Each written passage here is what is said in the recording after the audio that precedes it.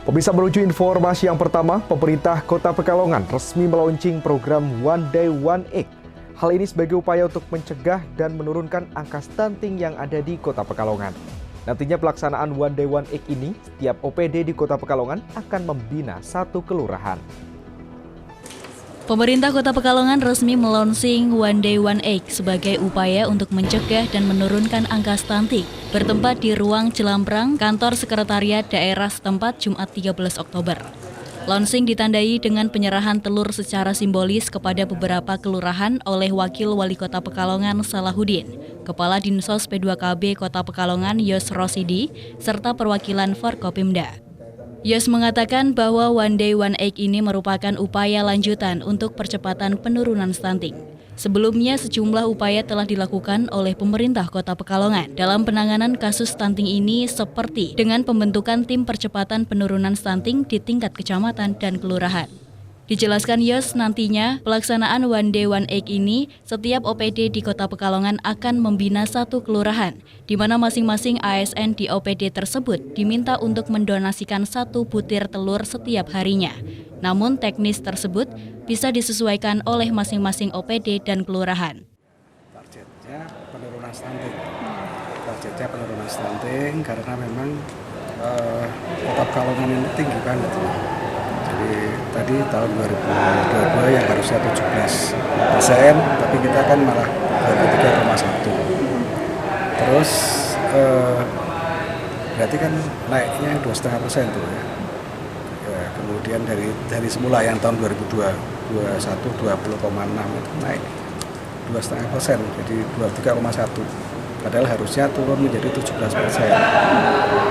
Oleh karena itu berarti harus diupayakan ini untuk ke tahun 2023 itu kan targetnya 14%. Kita tahun 2024 kita targetnya 12%. Target itu sudah diberikan oleh BKKBN. Sehingga kalau nasional target tahun 2024 14%, tapi di Kota Pekalongan tahun 2024 itu targetnya 12%. Sehingga memang ini menantang sekali angkanya itu betul-betul, apalagi tadi dari Dinas Kesehatan disebutkan bahwa angka stunting balita kita ada sekitar 22-nya ya. Iya. Sekitar 22%. Kalau dari perhitungan masih kasar survei ya. Survei terakhir hasil kasarnya itu karena hasilnya kan belum di launching, belum dirilis ya. Nanti mungkin tahun 2024. Ini masih proses, tapi dari curi-curi data tadi sekitar 22%. Berarti kan turunnya hanya 1,1%. Dari 23,1 menjadi 1. Jadi memang intinya masih berat tugasnya, perlu ada effort yang betul-betul tinggi dari semua komponen stakeholder, tidak hanya OPD Dinkes, ya, kemudian di Dinsos P2KB, tapi juga harus dibantu oleh semua pihak, dari semua ASN termasuk semua stakeholder, masyarakat, tokoh masyarakat. Semua harus bahu-bahu, termasuk CSR, badan usaha, kemudian swasta, untuk bisa mendonasikan dananya. Di berbagai daerah juga sudah ada gerakan-gerakan dari CSR untuk mereka mempunyai inisiatif langsung untuk bisa membantu dalam rangka untuk percepatan penanganan stunting. Sementara itu, Wakil Wali Kota Pekalongan Salahuddin yang juga sebagai Ketua TPPS Kota Pekalongan menuturkan bahwa telur merupakan salah satu jenis makanan yang mudah dikonsumsi anak dan memiliki kandungan protein tinggi. Ia menyebutkan jumlah ASN dari 27 OPD yakni 3.015 orang, sedangkan untuk balita stunting 600 dan baduta 200. Artinya jumlah donasi telur yang akan dikumpulkan sudah mencukupi.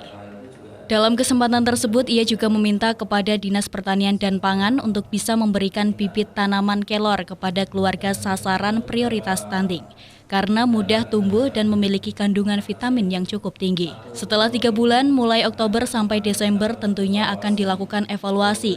Jika hasilnya bagus, maka akan dilanjutkan. Namun saat ini baru telur, mungkin ke depan bisa ditambah dengan bahan makanan yang lain. September sudah berjalan dan mereka sudah memberikan satu telur satu hari ke anak stunting yang mereka bina. Jadi kan ada 17 TKB, ya sudah diberikan dan itu sudah kita lihat bagus manfaatnya.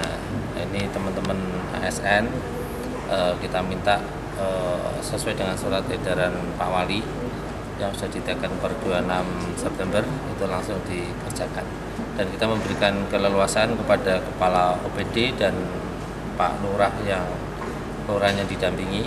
Kita sudah punya SK Wali Kota terkait dengan satu OPD mendampingi satu kelurahan, itu tinggal di masing-masing kelurahan spesifikasi masalahnya berbeda, maka kita berikan keleluasan kepada OPD dan lurah untuk menentukan mekanisme pengaturannya. Kenapa dipilih telur? Menurut penelitian memang salah satu jenis makanan yang mudah untuk dikonsumsi anak bayi itu telur yang kandungan proteinnya tinggi. Tapi memang tidak terbatas itu, nanti kalau satu OPD itu dana yang terkumpul cukup, bisa jadi nanti ditambah dengan yang lain. Tapi telur tetap ada salah satu menu utamanya. Sampai kapan, Pak? Kita baru merencanakan 3 bulan di surat edaran Pak Wali, Oktober sampai dengan Desember. Nanti kita evaluasi, kalau memang hasilnya bagus kita lanjutkan, atau mungkin ada peningkatan. Kalau misalnya tadi sekarang baru telur, suatu saat kita evaluasi kok bisa ditambah dengan menu yang lain. Rafid Fajri, Batik TV melaporkan.